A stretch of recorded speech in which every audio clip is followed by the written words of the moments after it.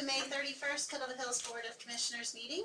We will call this meeting to order, and if you would please join us and rise for the Pledge of Allegiance.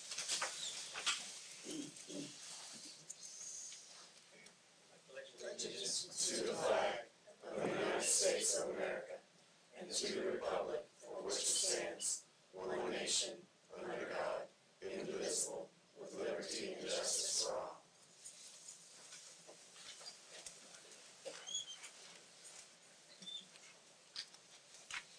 A couple of items before we enter our moment of silence. This is now just 2 days after Memorial Day Monday. Hopefully everyone enjoyed their Memorial Day and remembered why we have that holiday in place, and thanking those who have sacrificed and given so much for us to enjoy the freedoms that we have. So certainly didn't want to pass by without recognizing and thanking those who have served and continue to serve, and certainly those who have lost their lives during their time of service. Also, on some congratulatory news, our Assistant Police Chief, Dana Harris, welcomed a new grandson, Kyron Edmund Harris, actually the day after my son's birthday, May 25th. But Kai was just born last week and is doing well. So congratulations to you and your family. Congratulations. Thank you very much. You may notice too that Commissioner Rubadam is not with us tonight. Please keep her in your thoughts as she's dealing with a medical issue that's keeping her from being with us tonight, but she is remiss that she's not able to be here. And with that, I'll call for a moment of silence, please.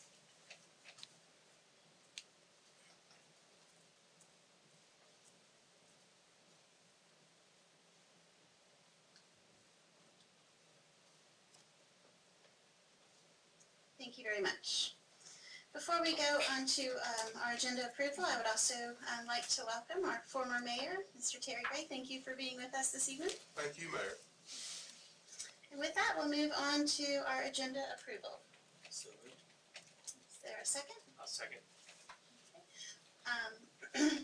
Under comment with that, I will just point out that under introductions and presentations, we do have the Ocean Rescue Guards, but perhaps we can just have the latitude to, whenever they get here, we'll work them in.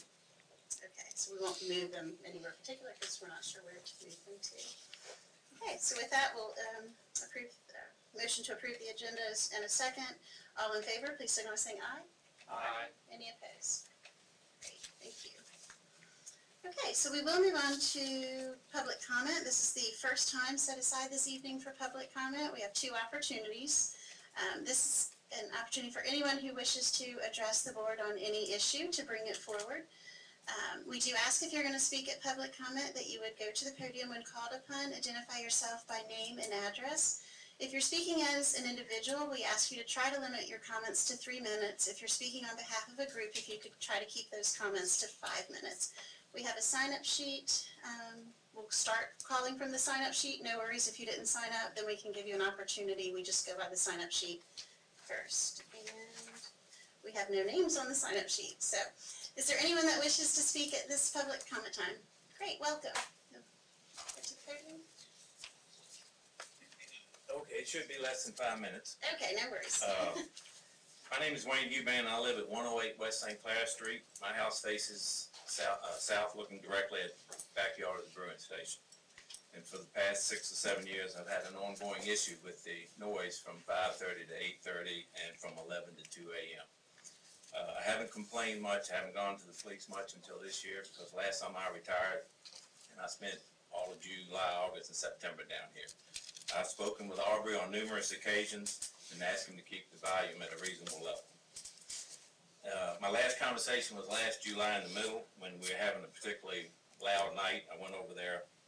He told me that he was spending $10,000 to put in a speaker system because he'd had some customer complaints about it being too loud when they're in the backyard, not because I was complaining. And I'd been asking the previous couple of years to just take his stage from turning kind of 45 towards West St. Clair, where there's 5 residences, and face it west to the rec center and the tennis courts, and maybe that would mitigate some of the noise. And he more or less told me he'd been sued by Mr. Etheridge years before, and he won, and I haven't talked to him since. So while I was here last year, I went to planning, and then they referred me to the police department to talk to Sergeant Twitty. He gave me his card, told me to call him. I'll call anybody if I had any problems. Didn't really call any complaints last year. I just kind of lived with it on the nights that it was really loud. So the new speaker systems were installed, and it really didn't help. And on some evenings, like last night, the music is not an issue. It's just background music.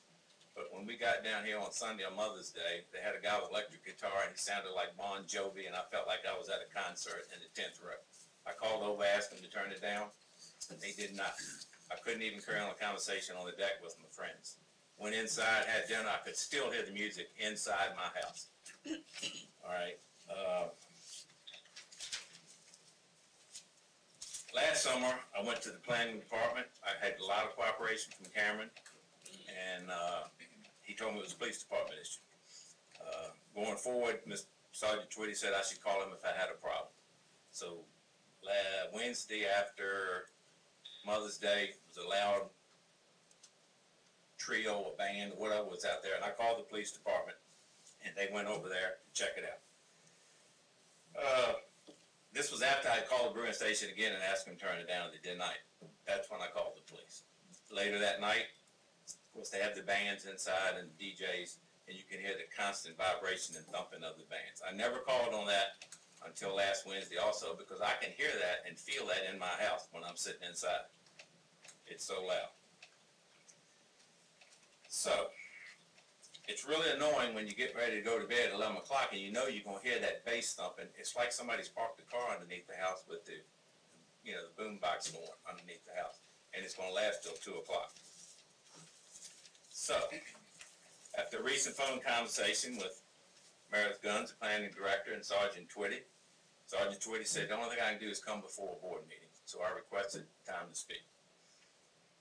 So, I invite each one of you to drive by the Bruin station at 11:30 on any weekend.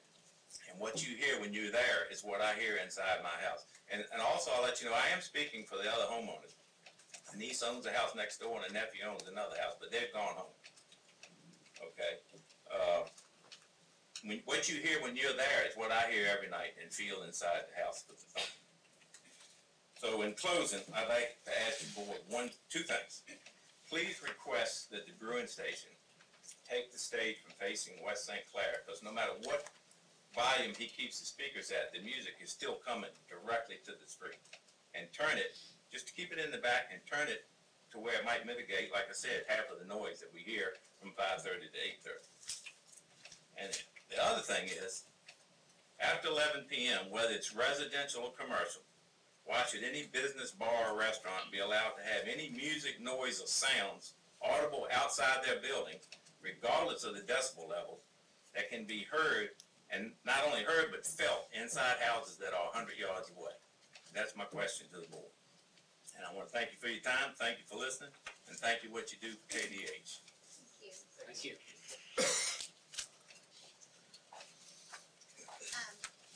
This is your first meeting just as far as process. We'll see if anyone else has a desire to speak at public comment, and then we'll do a response to public comment. That's fine. So, is there anyone else that wishes to speak at this public comment time? Yes, welcome. Hi, my name is Caitlin Fernandez, and I am a senior at First White High School. My honors in civics economics teacher, Adam Herman, had us do a Make a Difference project. Oh, we actually have you as a scheduled agenda item. If you, once we do, which is going to come up in 2 minutes, we're going to see if there's anyone else, but you are a set agenda item. So we'll call you, no, that's fine, we'll call you right back up. Thank you. Thank you. Is there anyone else that wants to speak during public comment? Anyone else?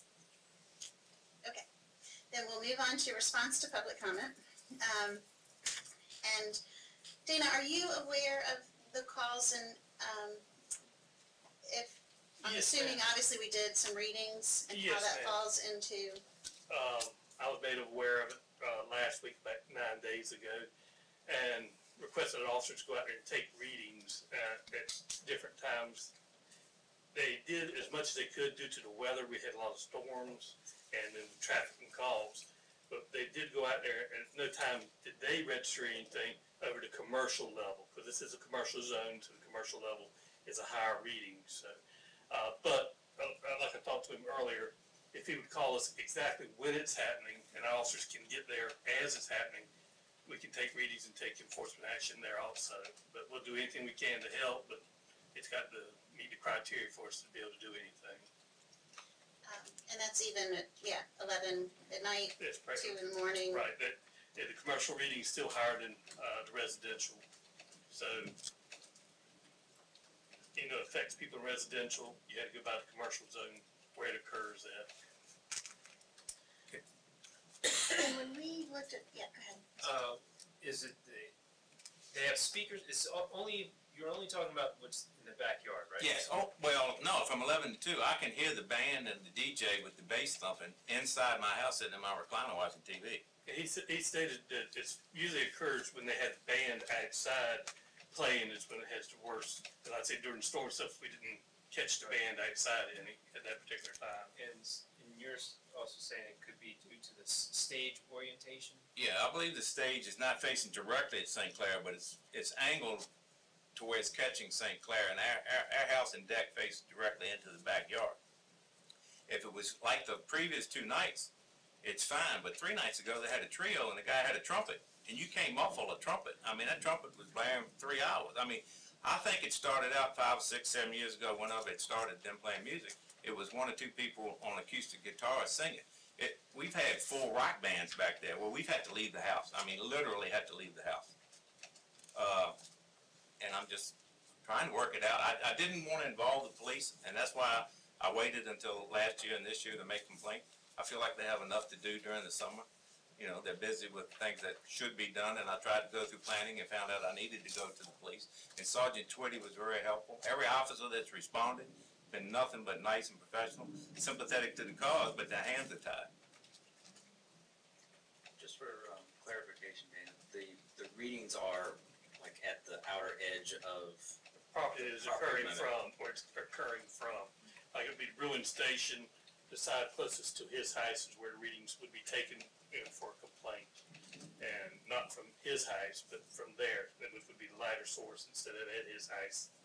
What's the limit for commercial? I'd have to look up, 65 does. Yeah, for the night, and that's the in That's commercial after commercial. 11 p.m. that's correct.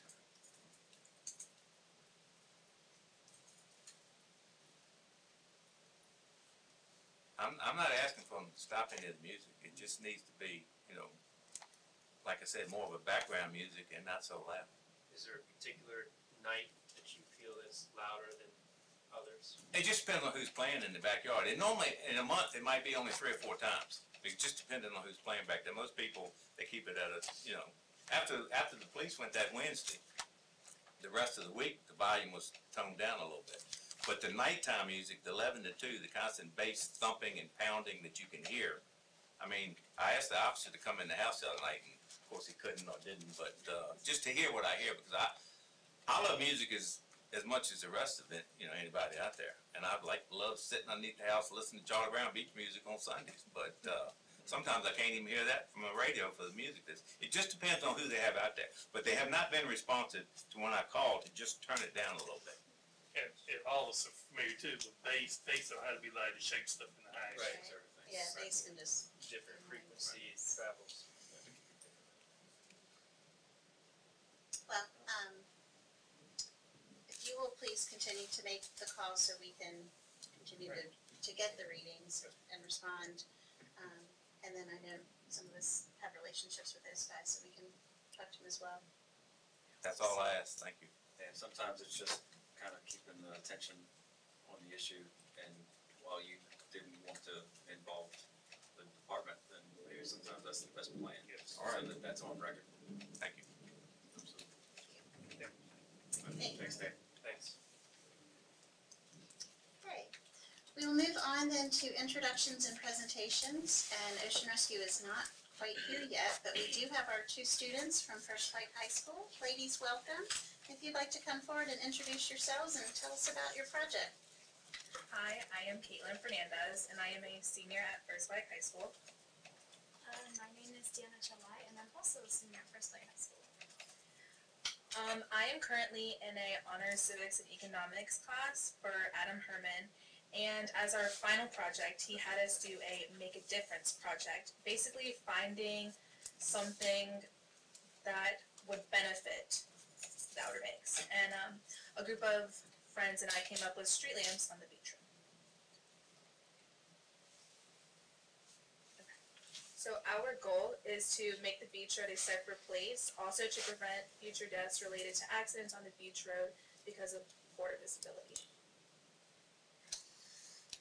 Alright, so in ways this would affect or benefit the OBX, by adding street lamps on the beach, we could prevent future accidents and even future deaths.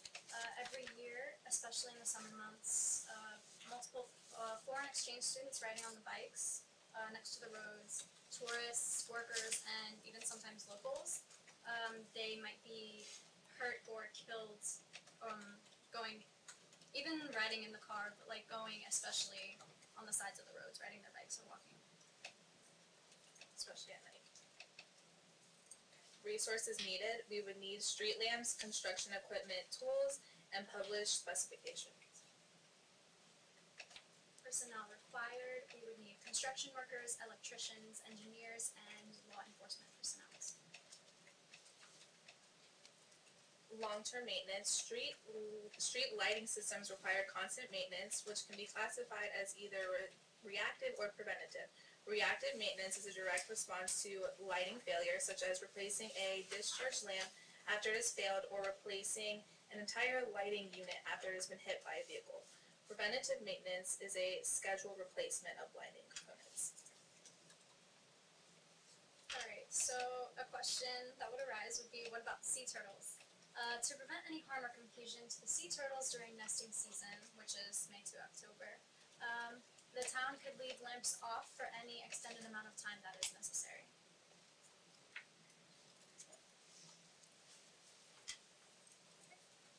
Thank you. We'll see if the board has any questions. Does have any questions on the presentation? Not at this moment. No, it was a very good presentation. Thank you very much. I have one question. Did you guys happen to look specifically in Kittle Hills and have an idea of how many lights you think would? I did not look into that. I'm not sure how many lights we would need. Especially in Kitty Hawk. Actually, I was driving through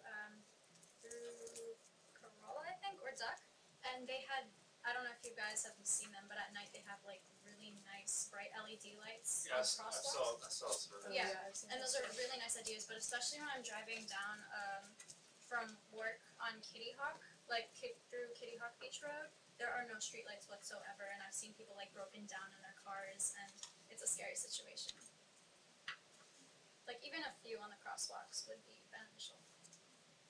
Okay, well, thank you for thinking of us and coming to present. So well done, ladies. Thank y'all. A+. Okay, we will move on then to Commissioner's agenda. Nothing for me tonight. We're there already. Surprised me last time. Sorry, steps up. No, I just want to again thank the board for changing the date of this meeting because our grandson was in the Odyssey of the Mind thing, which accompanied the World Finals, which blew me away at the scope of it. There was like 800 teams from, they were from Poland, Japan, a whole bunch of them from China, Southeast Asia. They're from all over the world, Canada. There's a bunch of divisions, and within each division, there's problems they have to solve. And when they had the award ceremony, it's in a basketball stadium, holds about 18,000 people, and it's full. But anyway, our grandson's team finished 7th out of 67. Wow. Congratulations. So I've really enjoyed it, and Sue and I enjoyed it a lot, and I thank you guys again for switching. It's great you could be there. Yeah. Okay. We will move on then to Mayor's agenda, a few items this evening in your packet.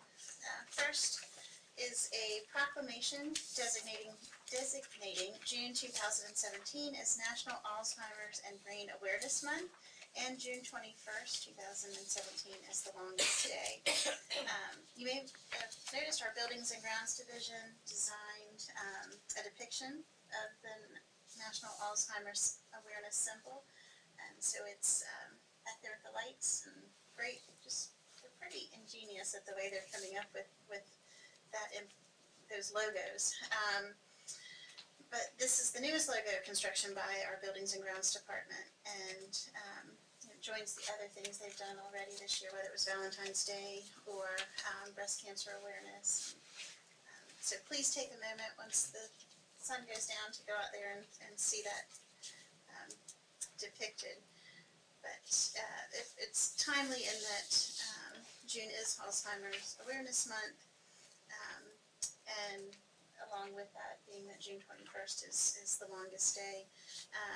Some of the information that I think it's important to bring awareness to is that how prevalent Alzheimer's disease is, and how you don't have to look very far. It's what 1 out of every 2 Americans knows someone with Alzheimer's disease, and at age 85, the risk of Alzheimer's disease is nearly 50% now. So, as our population is aging, it's becoming more and more of an issue. And my grandfather passed away and had Alzheimer's disease, and it's just debilitating, not only certainly to the individual, but what it does to the caregivers and the family members. So, with that, I'd like to make a motion that we adopt the proclamation designating June 2017 as National Alzheimer's and Brain Awareness Month, and June 21st as the longest day.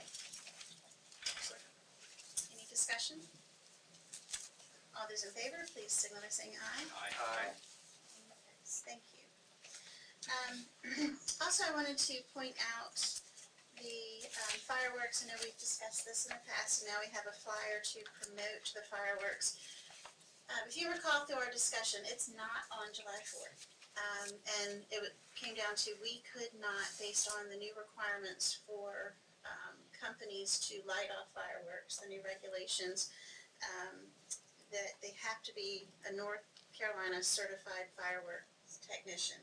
And the number of those available on July 4th, especially because it's a relatively new requirement, the company that we had worked before wasn't working out with them, and after extensive research, the company that we could find that could work with us couldn't do it on that date.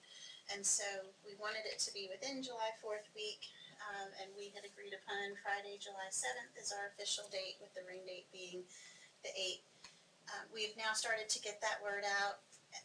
Not surprising, some people are maybe a little disappointed that it's not July 4th. I hope you'll help in spreading the word that it was a matter of either we look at this option or we don't have them in Kill Devil Hills at all this year, and so that's the option that the board chose to go with. I think for the guests that select to be here, that have opted to be here, selected their week of July 4th, they're not missing out on Kill Devil Hills fireworks. At least it's during the time that they're vacationing here, which is nice. If anything, I'm hoping it really adds to the whole week-long festivities. I know when we go out on the beach, I'm constantly turning because there's fireworks everywhere on July 4th night. You can see them kind of from Nag's Head. You also have people all around you lighting them. But anyway, so I'm looking forward to see how this works this year. And who knows next year what we'll do. It depends on the company's availability. But I hope people will try to understand why we've made the decision. Let's give it an opportunity to see how it works. And so we can help spread that word of how we came about selecting July 7th. We weren't just trying to go, a little crazy. But anyway, so I'm excited about it, and we'll see. Get feedback after the event from. So. After that disaster they had down in the unfortunate accident in Ocracoke, they came up with some new rules. And in the past, there's the companies that were here doing that. They had local volunteers and people helping them lug stuff on the pier and everything else. Well, they're not allowed to do that anymore. So everybody has to be trained and certified. So obviously, July 4th, there's few of them that are available. But on the 7th, Things are the other towns doing. I believe Nag's Head is on July 4th. And The company we, that we also used to use, but Right. they have the limited number. And their display's, financially a little larger than ours. and we had not heard about Mania. I know at one point Debbie had some interaction, they were working on trying to find a vendor as well, and I don't know if they've secured anyone. So I don't even know if they're officially having fireworks or not. So, okay. That was all I had under mayor's agenda, which is perfect timing, I think. Welcome, Dave. Are you guys about ready, or you need a few more minutes? They're huddling under shelter right now. Okay, So well, I hear the thunder, whenever so we you- want them huddling in here. Want them in? Yes. Yeah, I'll. safer.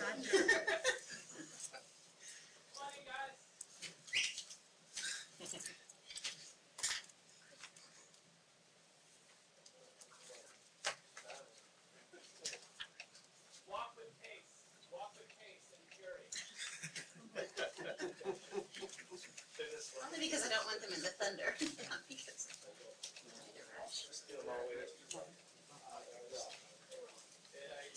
Evening.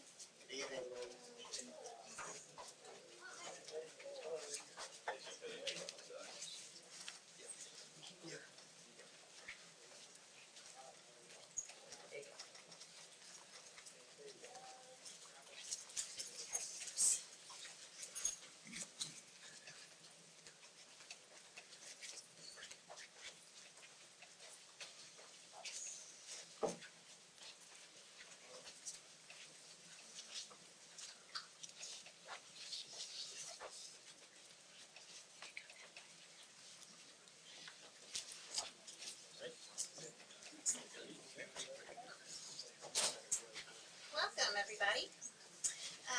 We are now going back to introductions and presentations, agenda item 1 under that, which is being introduced to our 2017 Ocean Rescue Guards, and also do a proclamation on Rip Current Awareness Week. So, Okay, topically speaking, I'll start out with that. Several of the guards this last year went to the Smithsonian, and some of our videos are on display at Smithsonian. The project that we shot with NOAA continues. We're supposed to do a couple more videos with them, maybe this next week. Last week we shot a PSA with Mary's help for Dare County on shore break. So the videos that have been shot for NOAA, I'm told by NOAA they've been viewed more than 20 million times, which is a huge number. Our staff has been with us now we began the first week of May, so this is, we ended the 3rd week of training last Thursday. Some statistics. Average age, a little over 21. Number of years experience, almost 4. 80% still from this area, right here in this area, and 60% have more than 3 years. And one notable, Kristen Weaver right here, she's been with us for 13 years. So the level of returning that we are getting is wonderful. The staff that we have, it's a staff of 50, we had a great first weekend and had a couple really, really good days where everything worked more or less exactly as it should have. And over there in the black is me when I'm not me, and that is Ben Battle. Ben and I have been doing this for a long time. He's been working, he's in a dual role now with the fire department, and he started part of the way through April working with Ocean Rescue. And he and I have got a pretty good group of people. Go ahead, and actually we've got 2 people with us that are returning to lifeguarding with us and from another agency. So it's a good crowd, but go ahead. Good evening. My name is Hampton Piddington. This is my 2nd year with Kill Double Hills Ocean Rescue. I'm from Kill Double Hills. I'm 24. I'm Connell Holian, and it's my first year working with Kill Double Hills Ocean Rescue. And I've lived in Duck all my life. I'm 17 years old, about to be 18 in June, and I'm a senior at First Light High School. My name is Meg Matalevich. I am from here. It's my first year with Ocean Rescue, and I'm a rising senior at ECU.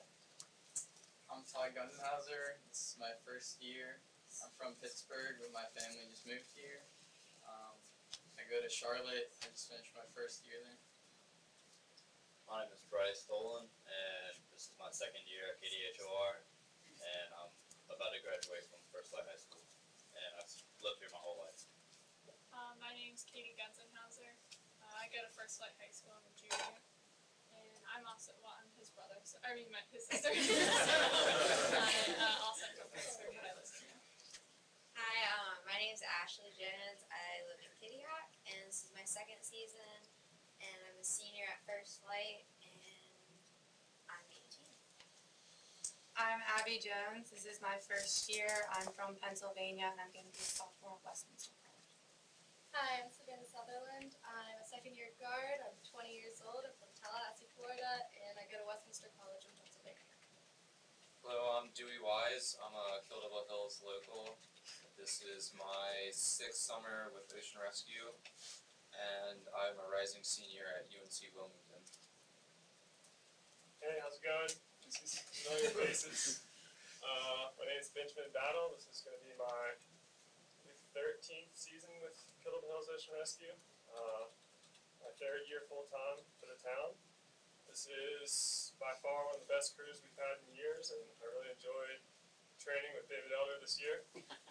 Starting with him in April was a kind of a nice little start to the summer, and we're looking forward to seeing you guys out there. Hey guys, my name's Pierce Holian. I recently graduated from UNCW. I grew up around here, and this will be my 9th summer working with Kill. Hi guys, my name is William Saronis. I go by Billy. I just graduated from Western Carolina University up in the mountains, and this is going to be my 7th summer working for Kill Devil Hills Ocean Rescue. I'm Olivia Kiger. I live in Kill Devil Hills. This is my 3rd year doing Kill Devil Hills Ocean Rescue, and I'm a senior at First Light going into Wilmington.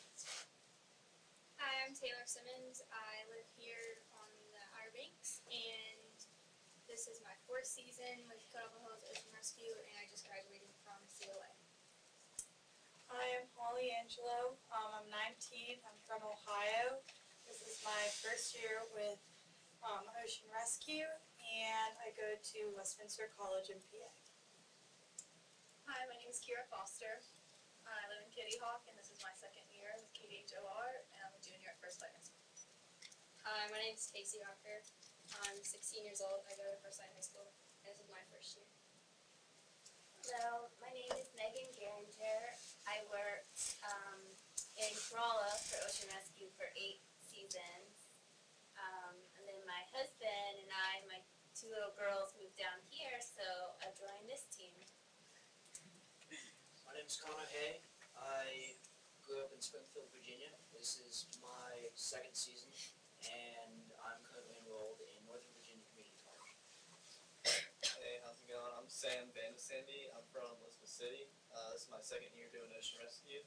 I go to Charlotte in the winter for school, and I come back here every summer to KDH. I'm Nathan Loudnope, 24. I'm from Kill Devil Hills. It's my 7th year of KDHOR. I work as a fishing and surf guide in Nicaragua. I'm Dylan. I live in the good old Collington. This is my 2nd year doing it, and I'm 23 years old. I'm Ryan Ellis. I'm from Raleigh, North Carolina originally. I go to NC State. I'll be a rising senior there. This is my 4th season at KDHOR. Hey guys, I'm Nate Johnson. I'm 22. This is my 2nd year with KDHOR. I'm from Virginia, and I just graduated from Virginia Tech. Go Hokies.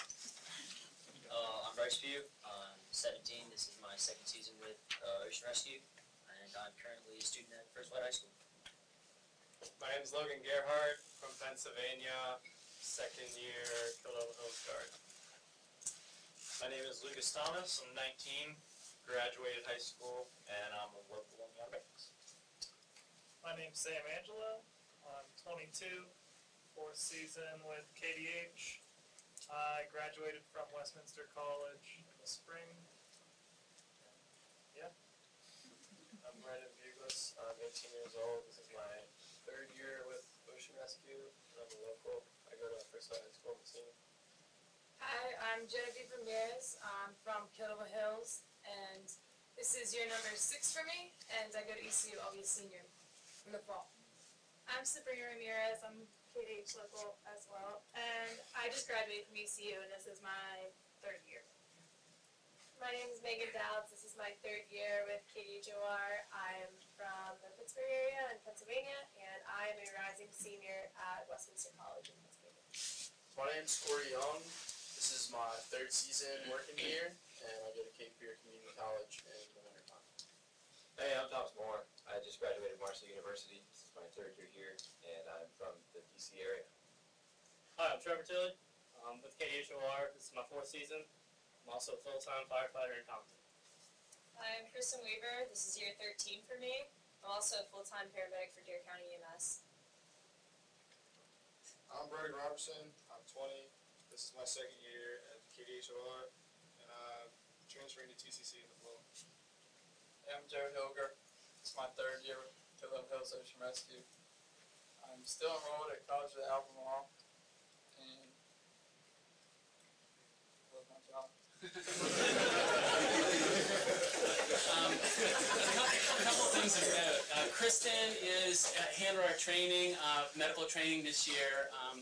The staff, we do all of our own water rescue training, and this year it went very, very well. But the thing that's really impressive for me with this group is we haven't advertised for a few years, and these guys recruit each other, and I recruit them, and they keep coming in, and we're fully staffed again. And that's a hat off, not just to them and what we do, but also for you all, for supporting us the way you do. And I thank you very much. Thank you. Comments?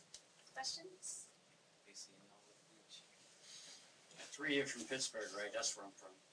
Well, I guess the Westminster College connection, is that recruiting amongst yourselves? I'm the first from Westminster, and the waves are getting larger. Got it. Obviously, there's a connection.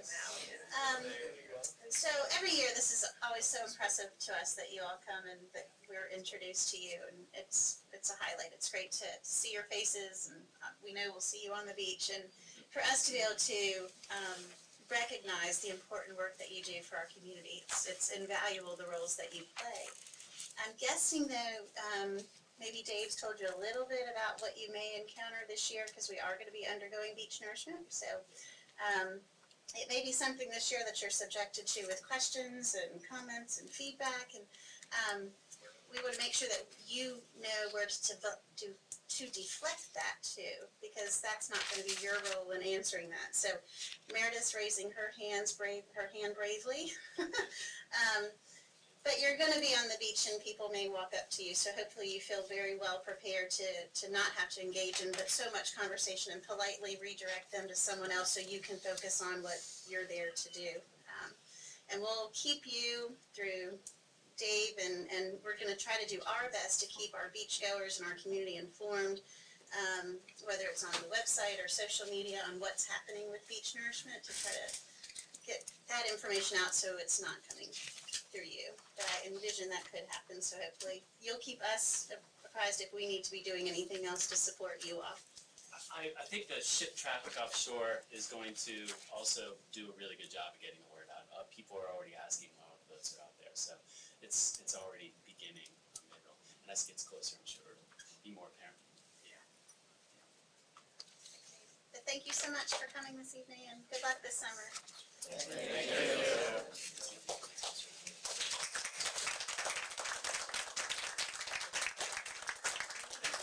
Adopt something? Are you going to adopt something about a week that's coming up? Yeah, are you? Yes. You want to do that while we're here? Absolutely. So, guys, this is. Yeah, I have this one. I'm sorry to. No. Yeah, to beat the drum, but somebody's got to. Absolutely. We do have a, basically, I guess it's a proclamation in our packet about National Beach Safety and Rip Current Awareness Week, which is June 4th through the 11th.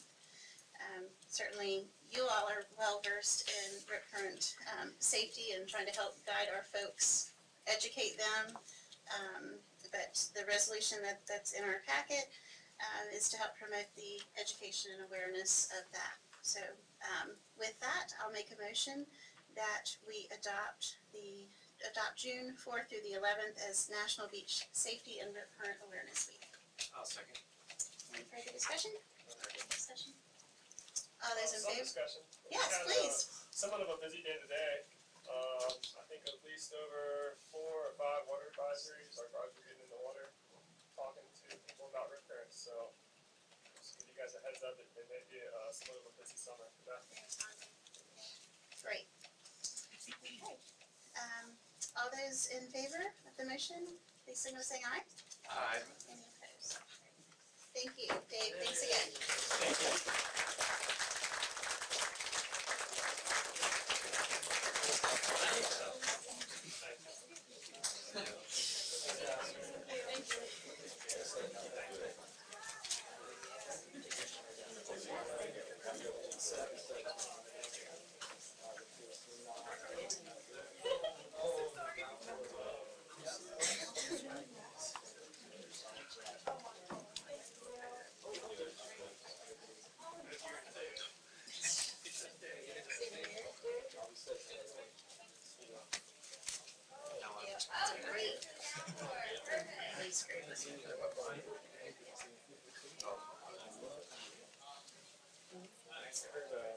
Okay, we will jump down then to town manager's agenda.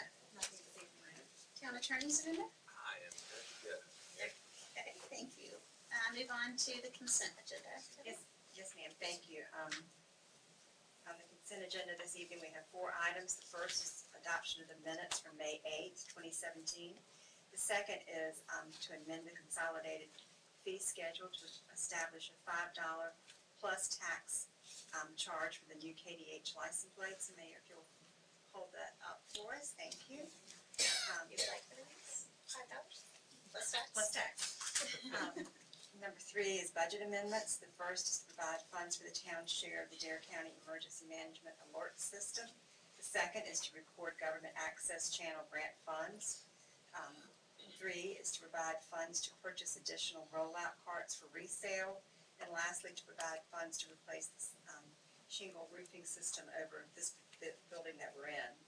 And number 4 is to request a requested amendment to Chapter 153 zoning, definitions, ocean impact residential zone intent, modified definition of dwelling, single family to include maximum storage square footage of 6,000 square feet, and modify intent of the ocean impact residential zone.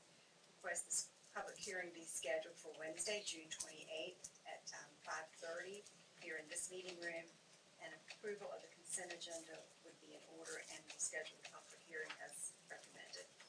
I make a motion, we approve the consent agenda as presented. I'll second. Any discussion? All those in favor, please signal by saying aye.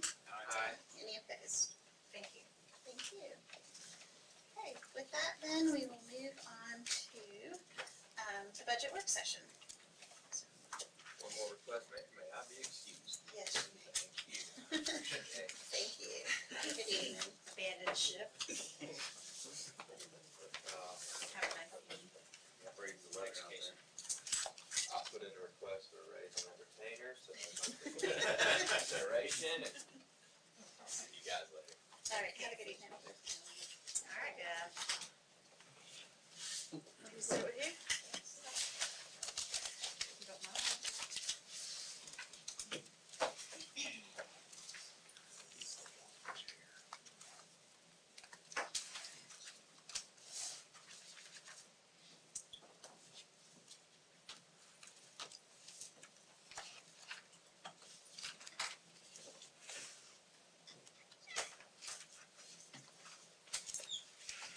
Okay.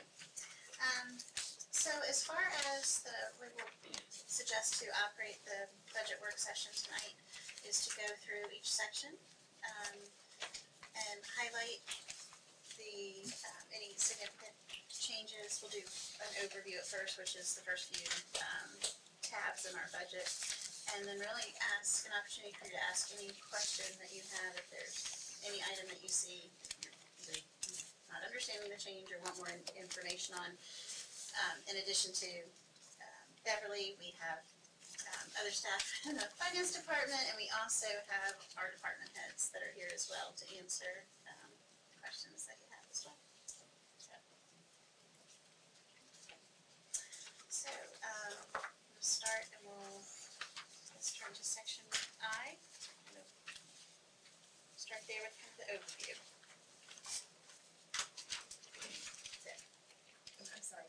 Well, I'm sorry, page I, it's really section 1. Sorry, Roman numeral I, or just The budget message. yes.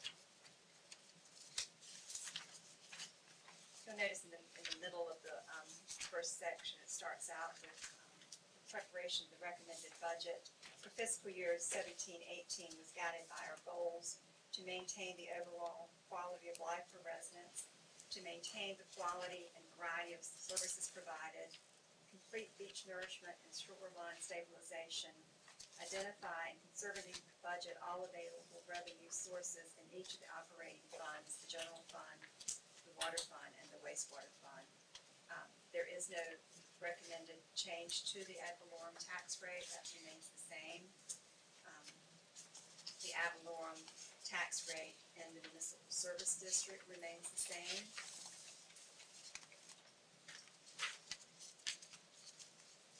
The other highlights, the total general fund revenue projected is $17,056,345. To achieve this is a fund balance appropriation of $415,249, which still leaves the fund balance with 35% target. And as we discussed at the budget guidance, we will be recommending to you next year possibly doing some work that we would, instead of borrowing the money, would use some additional fund balance. And I think, if you recall, what we had discussed was completing the public works facility, but still maintaining our high level. The general fund capital improvements and other expenses, as I said, we are looking to do the engineering and design for the final stage of the public works complex. The former fleet maintenance garage will be converted to a storage area for our sanitation trucks. And the animal control facility will be repaired and renovated to meet North Carolina Department of Agriculture standards for such a facility, including improvements to the office and a dog run. Completion of the town's Bay Drive multi-use path for constructions 3 and 4 will be funded through contributions from grants and appropriations of $500,000 from the Street Capital Reserve Fund, $100,000 from the Sidewalk Capital Reserve, and $218,000 anticipated in PAL bill. Still looking at adding the $100,000 to the sidewalk and their multi-use path. Capital improvement, maintenance, repair to the shoreline access is funded as well. One of the things that you'll see in our shoreline access reserve ordinance is we're requesting to amend the language. When we initially started having that reserve, it was solely intended for constructing new accesses, and we did not want to use that for our maintenance and repair. Now our accesses have gotten quite a bit of age on them, and so the level of work that they need is above maintenance and repair, and it moves into the capital. And we want to be able to use those reserve funds to bring some of those accesses up to date. Our gas and diesel fueling system is online, and so we're able to look at the wholesale price per gallon for our gas, not to mention the convenience that this is brought to our employees fueling the fleet. The solid waste budget does show the 10,311 tons of garbage with a tipping fee rate of $74.98 per ton, and 1,218 tons of C&D debris at $67.25. The fleet maintenance replacements, as we go through the individual departments, we can speak to exactly what codes each is being recommended. The personnel, this budget will complete the final recommendations from the MAP study. And I won't read this to you, but it does outline as the MAPS group did in their recommendation how we would reincorporate the merit increase and how we would, by doing that and keeping our salaries in line, would hopefully eliminate the need for additional pay studies in the near future. And before you go on, I'll just make a comment on that. I'm pleased to see that in here. Yes. And you know, speaking from the county, recently went through the whole budget study and found themselves in not really a great predicament because they had gone so long with not doing COLAs and really creating a bad compression issue. The salary study that they recently implemented has addressed the compression issue, but because they also down the road will be adding merit back, but it's a really big problem by waiting so long. I know we had to phase this in over several years, but I'm really pleased that this will now bring us to where we need to be with this, because otherwise you start implementing a salary study, and if you don't get it whole pretty soon after you start implementing it, then you find yourself back with a compression issue again. And one thing that really does help that is being able to award your high achievers with merit. So I'm glad that we're gonna be able to start putting that in place as it needs to be. The recommended budget also includes the cost of living adjustment of 2.1%. The funding is appropriated for the town's 401k program. We were fortunate this year that our health coverage rates remained the same for our employees and the retirees. We continue to have that provided to us through the North Carolina League of Municipalities. And this budget also contains recommending funding the personal development, education, and training for our employees. What this is when we have an employee that there's some additional schooling or training that they would like to have, that's not necessarily going to fall under something that the town would send them to for that job directly, but it is something that could benefit the town by this employee a certain amount that the town would reimburse them for their expense. Typically, these are courses that are either taken locally or taken online. And that's a benefit that we've had to cut a few years ago, and we don't have a lot of money budgeted for it, but it has come in handy in the past for some of our employees. The water fund, we're continuing to follow the water system master plan, which was developed in 2002 as an extended plan for funding 20 years of improvement to our system.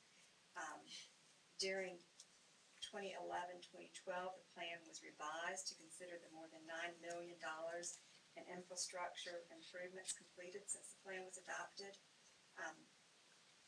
As with the original plan, the incremental rate increases are recommended to continue to fund the necessary improvements.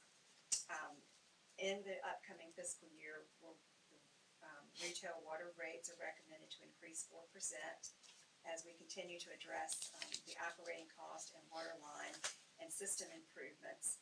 And the tap fees are also proposed to increase as provided in the water system master plan. The cost to the general fund is reflected by the formula that we've been using for a number of years. And what that speaks to is what the water fund pays the general fund for our services, that being what finance and collecting their utilities bills, any admin services, and just other general things that we provide them, their cost back, their payment back to us, back to the general fund. Didn't mean that to sound like us and them. Sorry, Steve. The wholesale water rate that's paid to Dare County is $1.87 for 1,000 gallons. Included in the plan for the recommended budget is painting and repair to the 8th Street elevated water tank and the ground storage tank.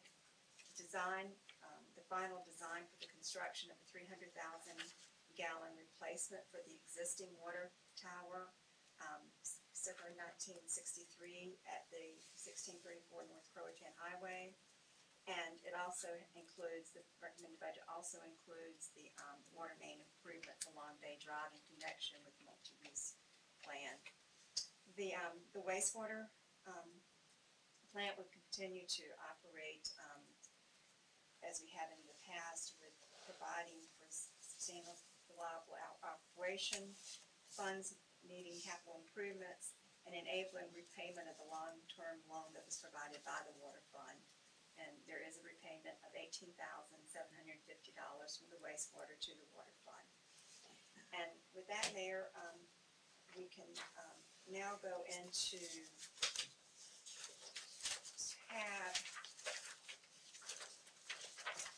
tab 4, page 2.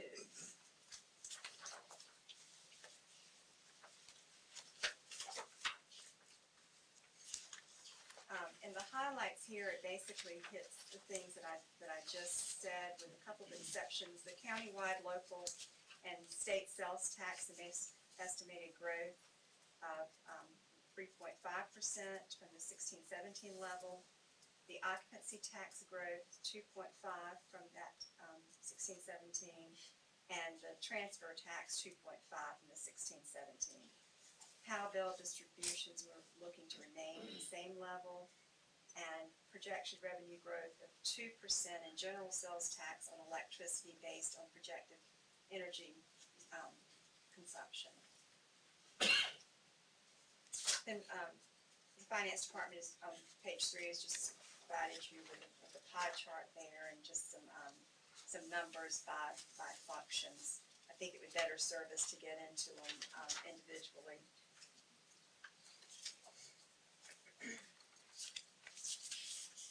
And that, let's see.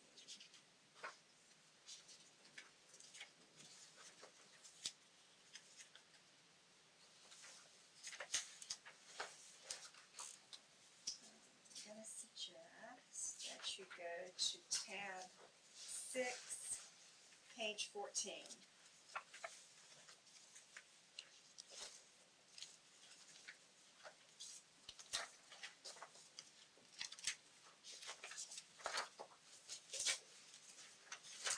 The only thing in those highlights that I have not mentioned is, along with the tuition, a wellness program benefit is recommended.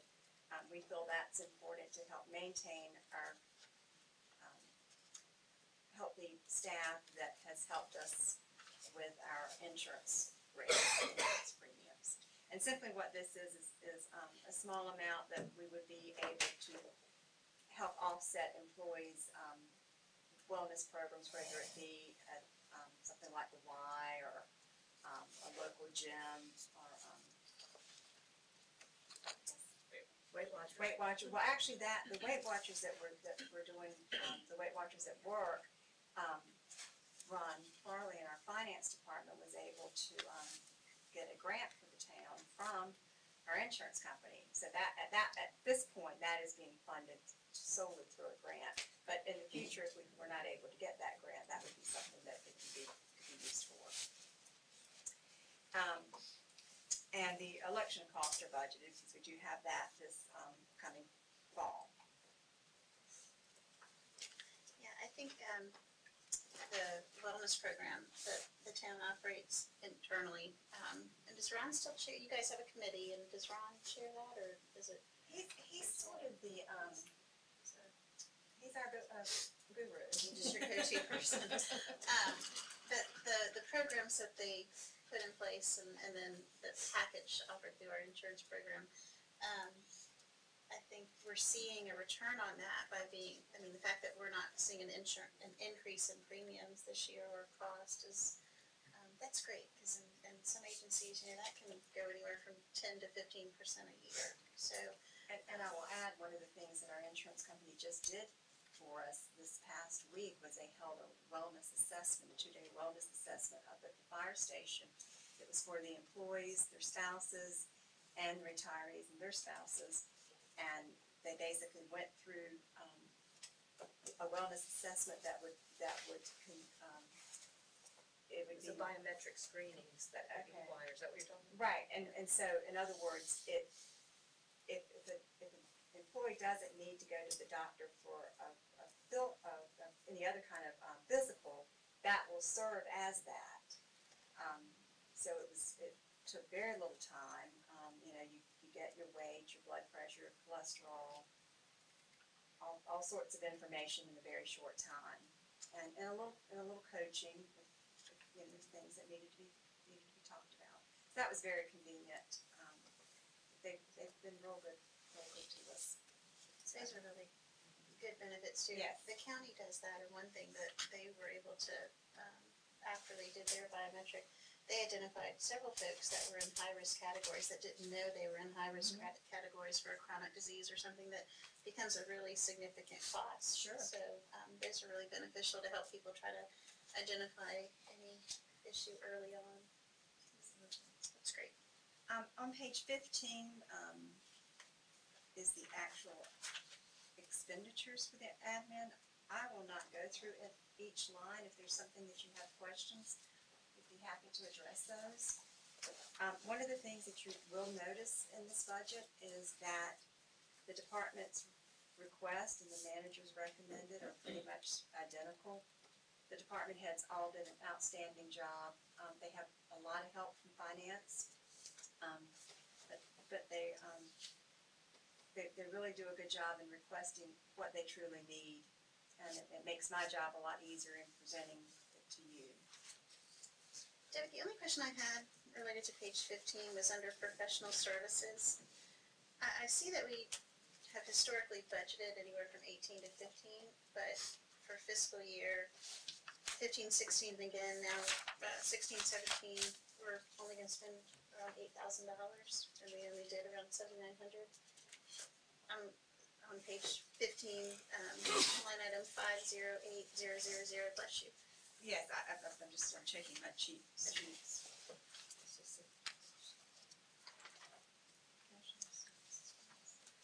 Originally budgeted BJG, but then backed off. I mean, we did in the 14-15 year have a high expenditure in that, so I don't know if it's been shifted to another line item or.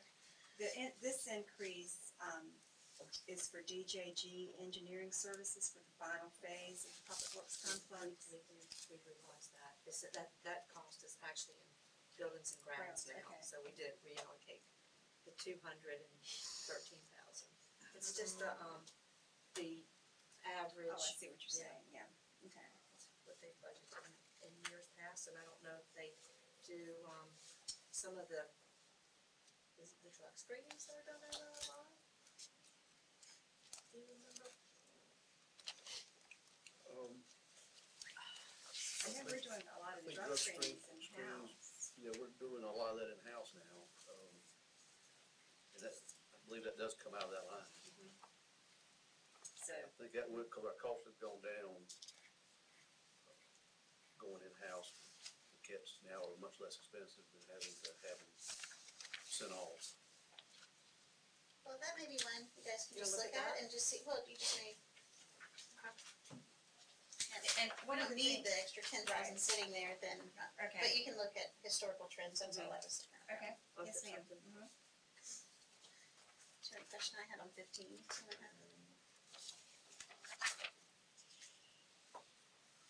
We want to move to section 7? So, Yes, ma'am. 7's gonna be buildings and grounds. And then on page 18, the debt service for phase 1 and 2 of the Public Works Complex is included. Engineering for the final phase. As we talked about, the engineering will be done in the next fiscal year, and then we'll be looking at the following fiscal year to actually put the project in and possibly discuss with you there using some fund balance as opposed to borrowing. The administrative building improvements include, replacing the deck and stairs out this way. They, no longer meet the code. We moved into this building in 1988, so there are some things that, no longer are up to code that we need to address. A new generator for this building includes the construction of a viewing fishing deck over at the Frog Pond, and Christmas decorating plan is recommended. The line item expenditures on page 19.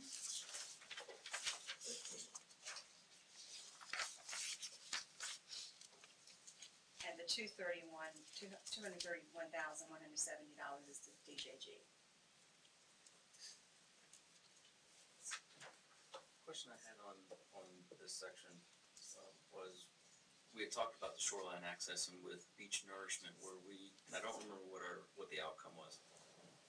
Because we knew we wanted to do some repairs, probably not this season, but over the winter and into next season, after with the new beach being out there, having also updated and done some repairs to the accesses. Well, in this budget, there's the $30,000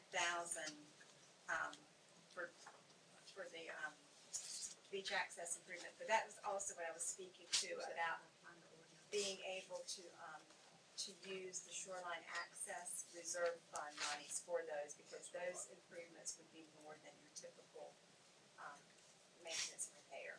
So yes, that was one of the reasons that we went in and wanted to tweak that ordinance, which you will adopt. Which is on page XIX, what is that, 29? No, 19. Which you will adopt when you adopt the budget, amending that ordinance.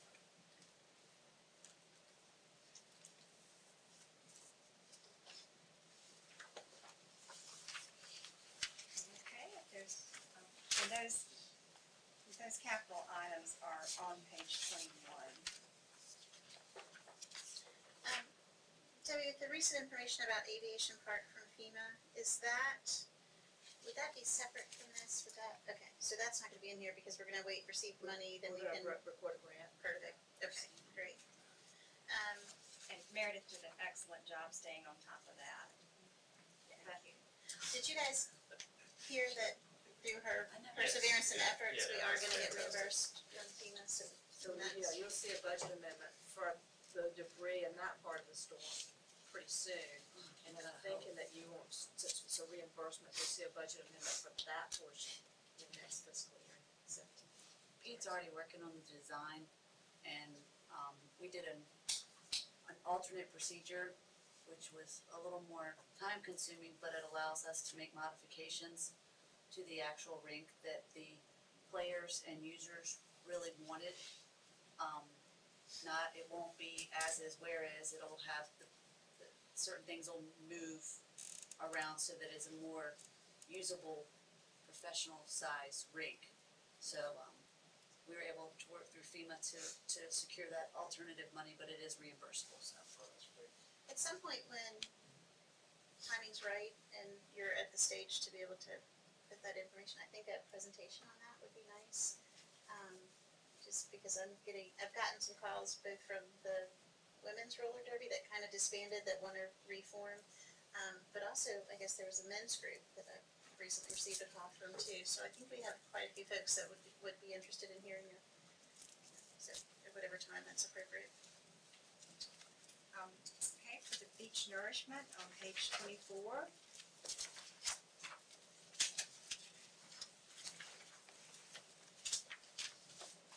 Meredith and I did attend a beach nourishment meeting up in Dutton this morning, and they have 3 directors working 24 hours a day, and we both were, in fact, pretty much everyone in the room was very surprised that they did not have any downtime through all those storms. Moving really well. It was nice finally seeing some pictures of sand. I know. Yes. Absolutely.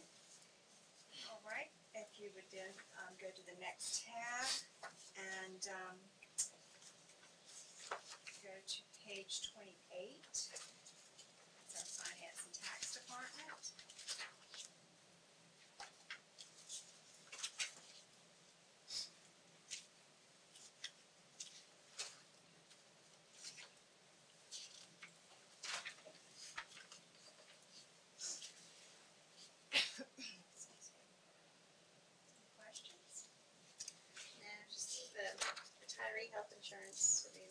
there's nothing, it is what it is, but you can see, I mean, that's $100,000, $107,000 increase, between what we, did last year, moving into next year, so. But simply the number of retirees, because the rates didn't increase. Right. Yeah, and that's just gonna continue to grow, so it's.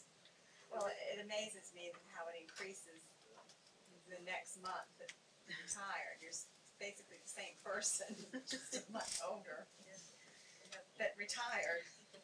Higher risk to retire, maybe. Yes.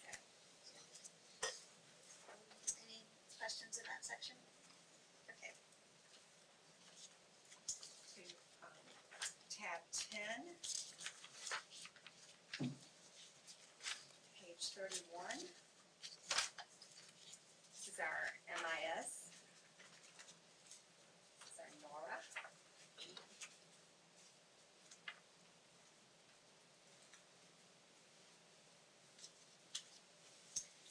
This was probably one of the,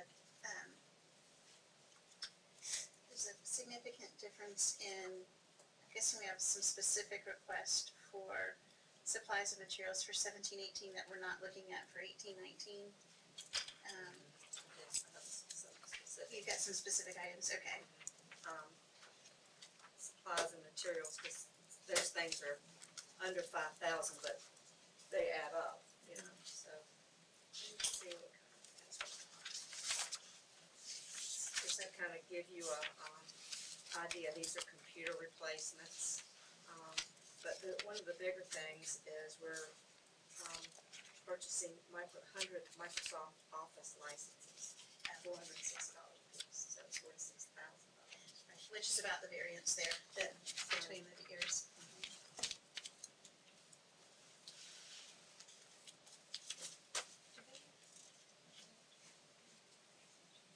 No, they don't have to be purchased each year. We That's have right, to have it's one, a difference. we have to have one for each computer. Right. We did an inventory and we need to. We need them. We need them. Got it. Okay, anything else in that section? Okay. Okay, tab 11, fleet maintenance. Debbie, a question, it came up, I guess indirectly, that the county may have an interest in being able to access our fuel pumps. Is there an arrangement that we have with them yet, or would we be interested in pursuing that? And Perhaps it's something that we could discuss for the future. We're really we're just getting it going. We're doing baby steps, we just got. Sure, right. Yeah. It's got training with us. Yeah. When we were discussing the construction plans, I think it came up at the time, Bob Woodard had said that may be something the county may want to look into, just if they've got folks on this side of the bridge versus, because the county has a fueling station in Frisco or Buxton and then one in Manio. But obviously, our priority is serving our folks, but, and if there's any enterprise possibility there too, so. As I said, it certainly would be something that, because there was some discussion during the consolidation meetings. Right. And I guess for something like this, it's gone as smooth as you could hope for, but it's been a little bumpy. Yeah, no, I think it needs to become a well-oiled machine Yes, ma'am. before we add any extra moving parts, but to think about down the future, or down the road. We've been doing the budgeting, it's kind of bumpy, but we're hoping, we're hoping we can nail it. Page 35 is your line items.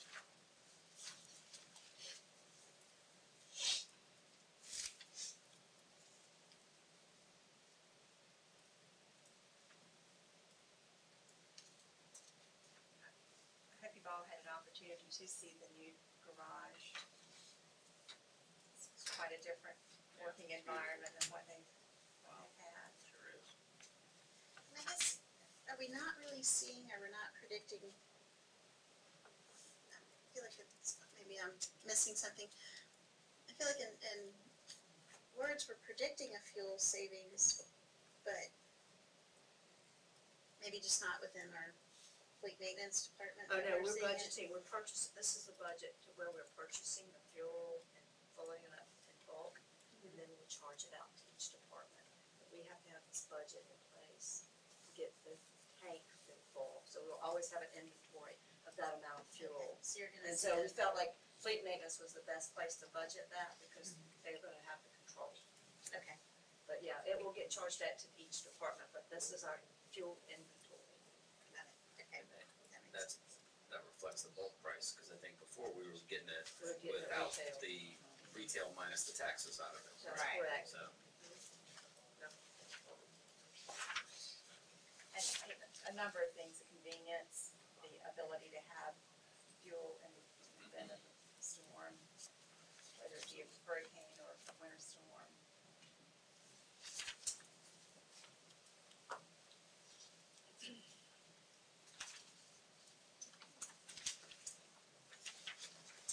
Questions in that section? Not, tab 12, planning and development. Page 39.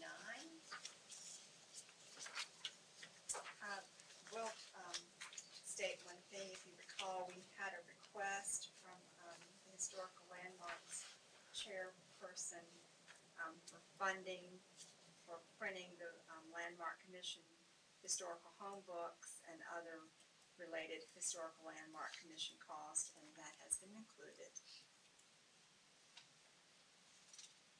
Is that under professional services? Is that where that is? It's actually a special line for it. Gosh, Middle of the page. Their own line item. yeah. And the reason that reduces following fiscal year is you don't need to print the books every year, reprint them.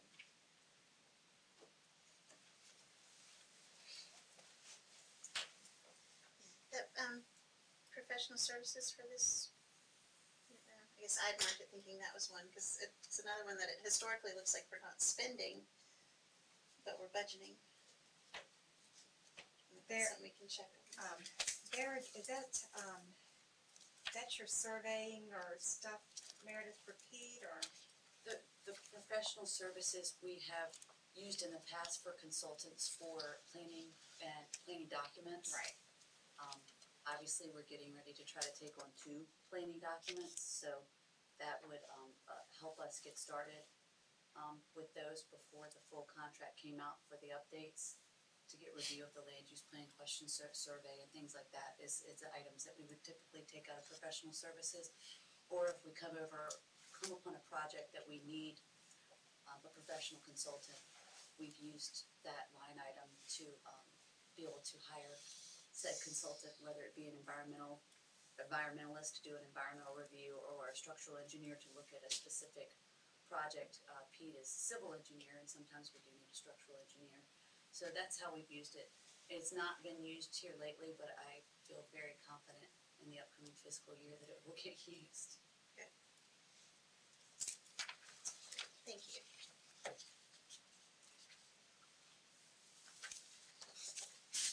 Any additional questions for Meredith?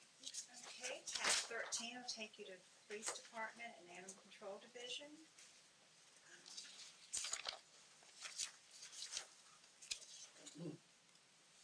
We are recommending the purchase of 6 police vehicles and recommending purchase of police remote location cameras.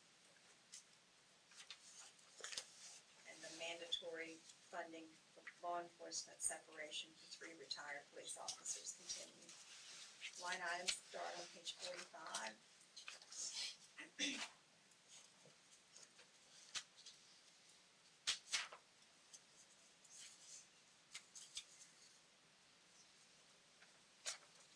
The big drop in, I'd say big, roughly $20,000 in supplies and materials. Something, I mean, it was the department request, so obviously you're comfortable requesting that, but was there specific expenditures this year in that line item that you're not expecting next year?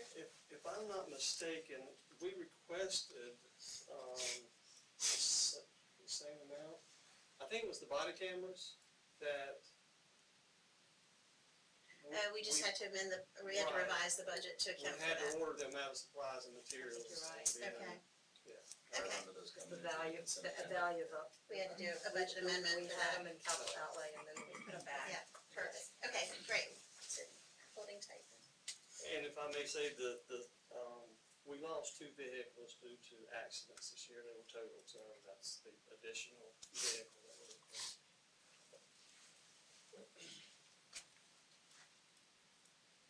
If we get any insurance that comes in from something like that with losses, how does that get accounted for in accounting? One of those vehicles that we lost, we did get, well, we get insurance money for that, but one of them we were still financing, so we had to pay that off.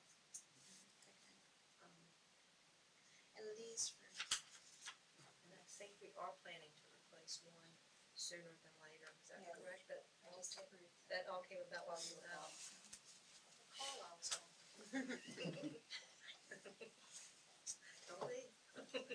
Now go buy a car. Yeah, that would put you back at square, where you were before. Tab 14 is animal control. We're requesting to replace an animal control pickup.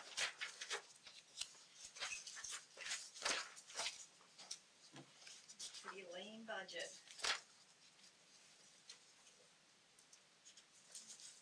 Lou and Kelly really do an awesome job.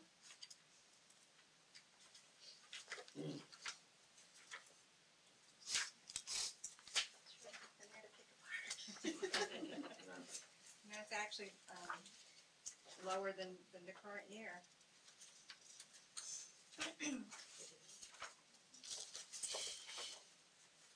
Tab 15 is our fire department and ocean rescue.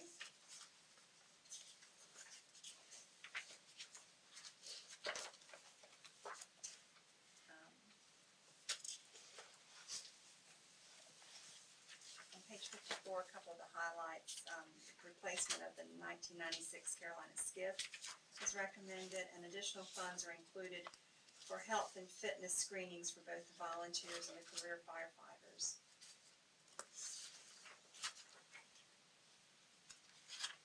Line items on page 55.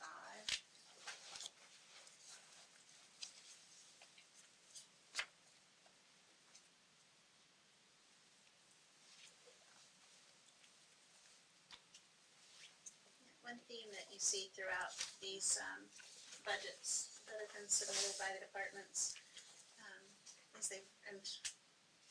that was the message, but is very holding steady on expenses. You just see that with each one, and I know you also find that most of the time you're seeing almost the departmental request and the manager's recommended is the same, and I think it speaks to the great work that each of the department heads has done in putting your budget together.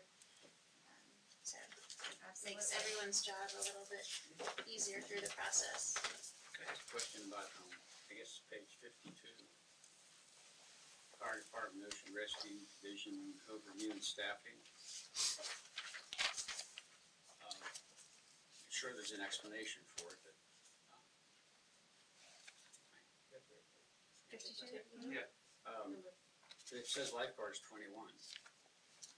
That's the total number of stands we have, Commissioner. Oh, stands. Yes, sir. So that's not the personnel actually. No, we'll have a total, it's a 7-day-a-week job, so we have 21 stands and then 4 roving, supervisors covering 4 different, areas of the beach to back up each guard that's on the stands. So each day we have 21 stands out there, and that's just what that's representing each day. Okay. So we'll have about 50 to cover that 7-day-a-week operation. I got you, thanks. I know it looked like a train coming in, didn't it? Just kept going. A little bit more than if no questions with additional questions with the fire department, tab 16 is ocean rescue. And as the chief did state, we do have 21 stands.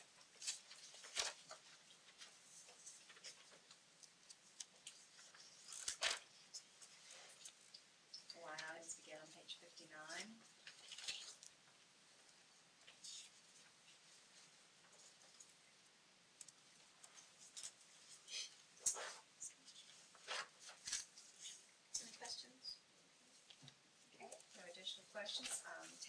17 begins our Public Services Department.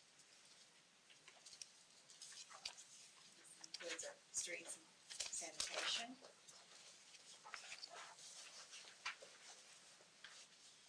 Just a few highlights on page 62. We have talked about the multi-use path.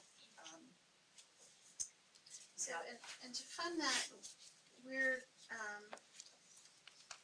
gonna pull 500,000 from the street line item, but then also we're pulling 100,000 from the sidewalk.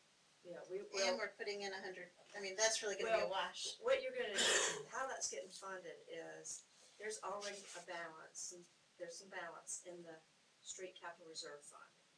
In addition to that balance, which is roughly 125,000, you're gonna add 500,000 through this budget.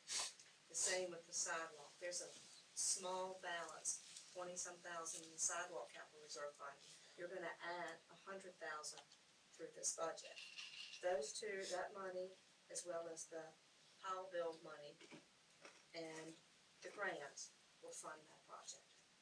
And leave a little bit of money in the street capital reserve funds to start engineering for the next fiscal year's street projects. So for the 18-19. right, okay. That should all work out. Right, cause this is our only sidewalk plan for this That's year. it, that's it. Well, the Bay Drive is your street improvement sidewalk for next fiscal year. 17. Yeah. And, the timing just worked out with that, with being able to get the various grant fundings that has enabled us to make it work. It's a very big project. It is. It'll be nice It to is. Roughly what, 1.6 million, roughly the total budget? How much of that was grants, Meredith, you remember? See, it's 340, 125, I'm sorry, Meredith. You wrote this to me and I have it right here, my finger. 345, 125 from the Visitors Bureau, and Cardiff grant is 250,000. So that's about So over almost 600. 600,000. 590,000. About half. Thank you. The recommended budget also includes replacement of a boom tractor, 2.5-ton static roller, and an F350 pickup truck. Line items begin on 63.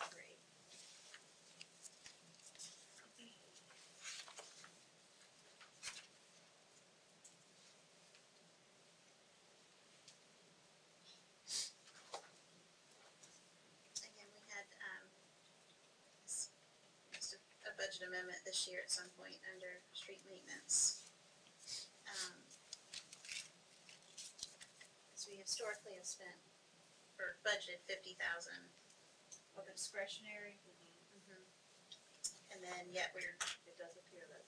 yeah, we must have done a budget amendment to take us to 81, we're trending to spend 71, or forecasting to spend 71. No.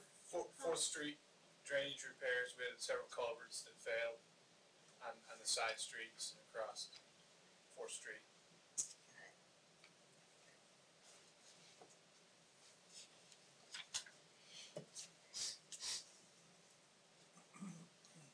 This looks good. okay. Then, tab 18 will take you to Powell bill.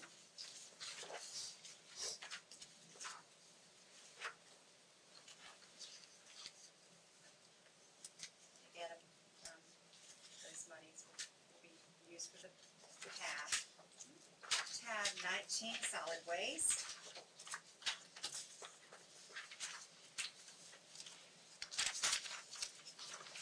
Discuss the tipping fees, the replacement of 3 roll-off containers, replacement of 2 residential garbage trucks, pickup truck, and backhoe loader. 69 starts your line items. I hope everyone's seen the garbage trucks with the signs, they look really nice. And the trash barrels with access. When you But When you replace the two residential garbage trucks, we sell the other ones on, gov deals. Sometimes they're traded. Okay. Some of it, Oh, okay. yeah. But Depends on we've what done works that, the we've best. sold some stuff like that. So we'll get some of that back. Debbie, did the tipping fees increase, or are we estimating our tonnage of increase to increase? I guess the rate that the county's charging, did that increase? Do you know? We're estimating a little bit of an increase, yeah. Yeah, it's not the, actually, that's not that's charged through the, what's the name of that? Waste, Yeah. Waste, yeah. Not, and it's it's not not, the waste management. We're projecting a 5.5 increase in tonnage and a 2.5 increase in rate. 2.5% increase, it's a combination of rate and tonnage. yeah, the rate is calculated on, what they use some kind of index. Yeah. It's in the contract. And that also includes a 5.5% increase in C&D as well. And the there's a high cost for the transportation. We take it to Stumpy Point, and then from there it's transported to Bertie County. So that's why our tipping fees cost is so high. It's just gonna keep going up, unfortunately. On page 69, for fleet maintenance, I guess just looking at a couple of years, we spent 51 in 15-16, looking at 58, 16-17, but we've historically budgeted 85,000. I'm guessing we did that to give us some cushion, because we did have a year 14-15 that we spent 82. That seems a bit Well, of a cushion. and they're, large trucks, expensive trucks, if you lose a turbo or a big cylinder goes out on a truck, it's not a $500 repair, it could be an $8,000 or $10,000 repair, so we've been fortunate. And it is to give some cushion that if something does happen and we need to move, that it can be done. And I just bring that up, I'm not advocating that we need to change that line item, but sometimes I'll hear people go, why are you pulling this so much, or in their perception, so much from fund balance to put into the budget. But I think in some of these line items, you're giving yourself a cushion, so you don't have to do a budget amendment necessarily. You wouldn't have to if you have something like that, a failure or whatnot that goes out. But if we don't spend it, which we haven't in a couple of previous years, then you're not having to pull that from fund balance, so your fund balance stays intact. So just as a point for clarification of anyone listening or watching. And as you recall, when the audit was presented to you, what was necessarily budgeted to be pulled from fund balance is not what it winds up being, because all the revenue, all the line items, the money that's not spended goes back into the general fund. Right.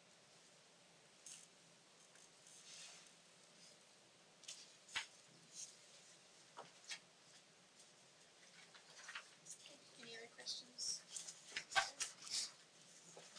That concludes the general fund.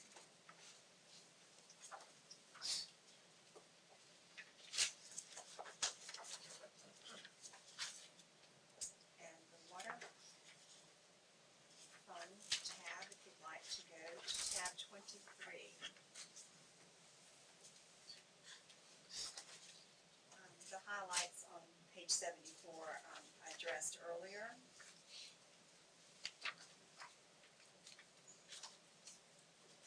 $75 is just an outline of your revenues.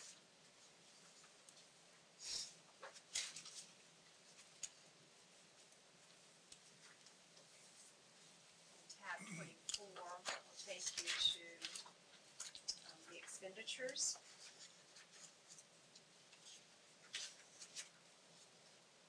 Moving on to tab 25, which will get you into the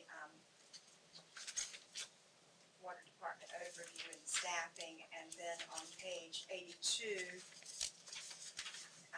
the highlights there we discussed earlier. On page 83 begins your expenditure line.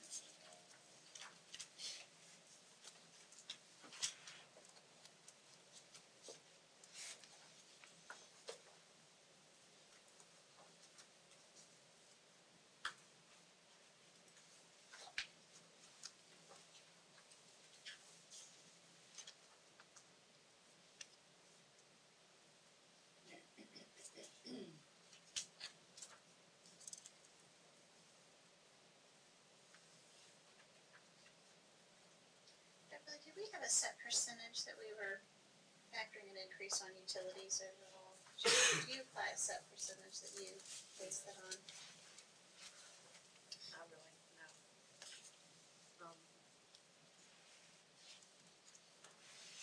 We basically look at the usage, but just a generalized, small, not a set increase percentage.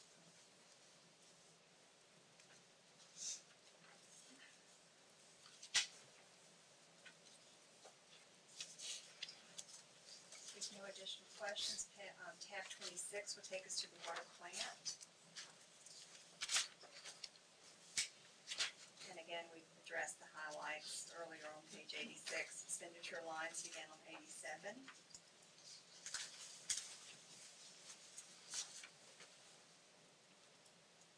And as you'll see on page 88, for the upcoming fiscal year, we're simply looking at the engineering and design for the elevated tank. And it will be the following fiscal year for the demolition and new tank construction. I give you that look because I'm thinking we have this put in as a placeholder, but also that same year pulling for the public works facility. Two separate funds, Right. Just right, a Too significant, too we big. pulled a lot, yeah. Right. Yeah. This will be, $3 million. I is- know they're separate. I know, but this is probably gonna be, one of the very few things in the enterprise fund that we finance. Yeah, and actually, here we're projecting This we to would pull it from. finance. Well, we're projecting in this budget to pull it from the retained, or the fund balance, or retained earnings, or whatever. But when we get closer to that project, we will look at the health of that fund balance. I mean, it's very healthy as far as most, enterprise funds, as it currently stands. And I feel like we would be able to pull it from that fund balance, but we would reevaluate it at that time to see, if that's what we really wanna do, or do we wanna finance it and spread it out? Our rates are, right.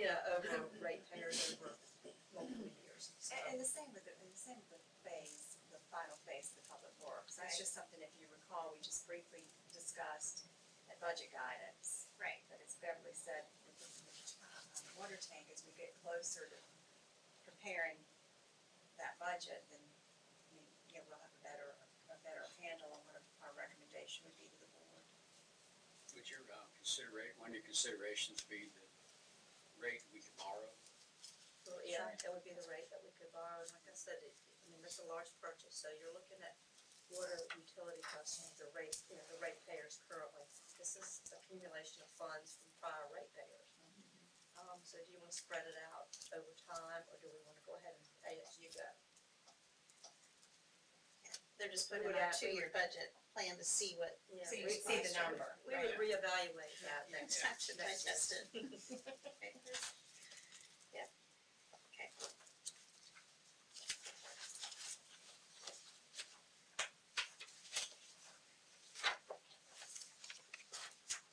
Tab 27 is your water system. On page 90, a couple of highlights, replacement of a well point pump and accessories. And as we stated earlier, it does include the Bay Drive water line improvements. Expenditures on page 91.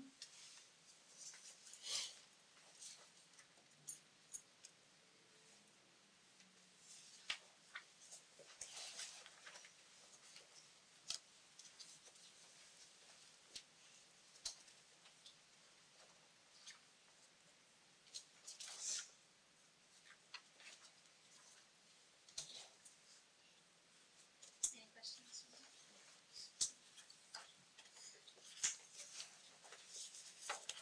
Tab 28, gonna take us to the wastewater.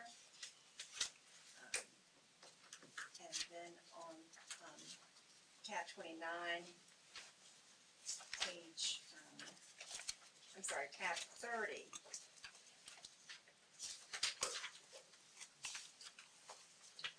Page 99 is your line item expenditures for wastewater.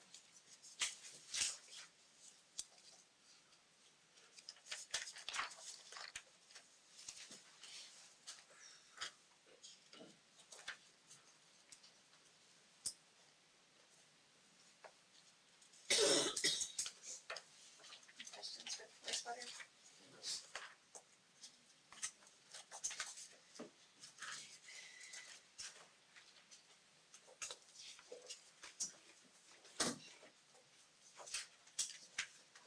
Again, my comments are to say thank you to the staff for the work they did.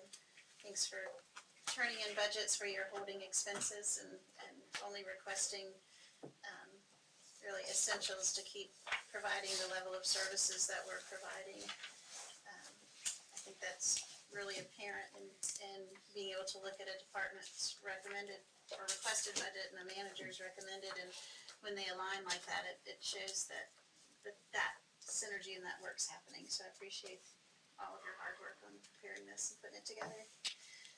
And, you know, it still allows us to include some of the things that are also really essential to keeping a strong, viable workforce and a competitive workforce. Keep employees here, and that's what we want to. So. Yeah, you guys did a great job. It's about impossible to find anything in there I wanted to argue about, so I didn't want to argue. No, it's very good. It's very good. Thank you. Questions or comments? Okay. We'll have the public hearing at the June 12th Board of Commissioners, and then from there, put the adoption at the second meeting in June.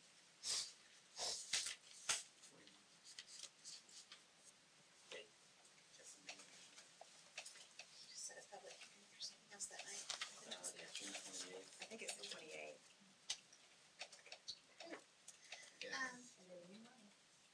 Well, picking back up on our agenda, this is the second time set aside this evening for public comment. Two brave souls that have hung with us through this time. Would either of you like to make a comment during public comment? Tell them you've been awake. Any comments? Okay, any comments from the board? Anything before we adjourn? I do have a question about the light fixtures potentially on the beach road. Would there be like a size regulation we'd have to go by, like as far as tall, or could they be lower than the regular bypass? That, I don't know that I'm the person to ask, but we can surely find out by contacting someone at DOT. So I can get that information for you, or Steve can, one of us can report back to you. Okay, that'd be interesting. That would have been my question. Yeah, I have a lot of technical questions, but, you know, I think, my take on the student presentations, it's as much of an exercise of starting to look at a process of how you present things.